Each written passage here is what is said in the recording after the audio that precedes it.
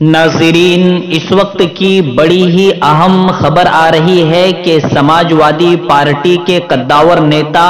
اعظم خان رامپور شہر سے assembly election لڑنے والے ہیں۔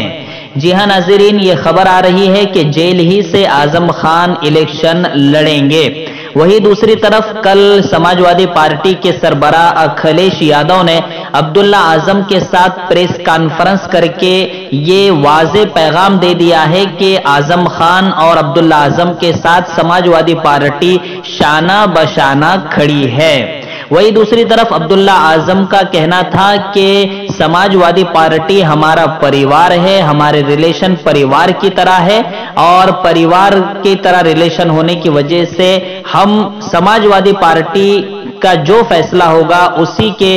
لیے تیار رہیں گے۔ تو ناظرین، کہیں نہ کہیں اعظم خان اور عبداللہ اعظم سماجوادی پارٹی سے ہی الیکشن لڑنے والے ہیں، یہ واضح خبر آ چکی ہے۔ وہی دوسری طرف دیکھنا دلچسپ یہ ہوگا کہ اب اسد اویسی رامپور میں کیا اعظم خان کے خلاف سیٹ کھڑا کرتے ہیں یا نہیں، وہی دوسری طرف عبداللہ اعظم کے خلاف سیٹ کھڑا کرتے ہیں یا نہیں، یہ دیکھنے والی دلچسپ بات ہوگی۔ اور اگر ماضی کو دیکھا جائے، اٹھا کر تاریخ کو دیکھا جائے، تو چند ایک سالوں میں یہ واضح طور پر پتا چلتا ہے کہ اویسی سیٹ کھڑا کر سکتے ہیں،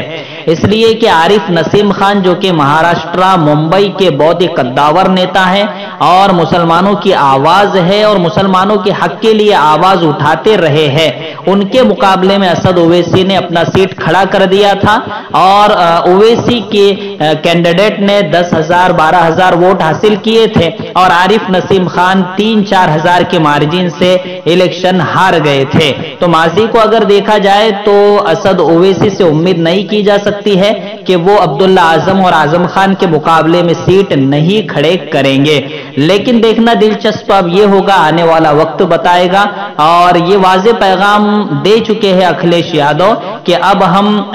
پشچمی اتر پردیش میں اعظم خان کے چہرے پر، عبداللہ اعظم کے چہرے پر ہی الیکشن لڑیں گے۔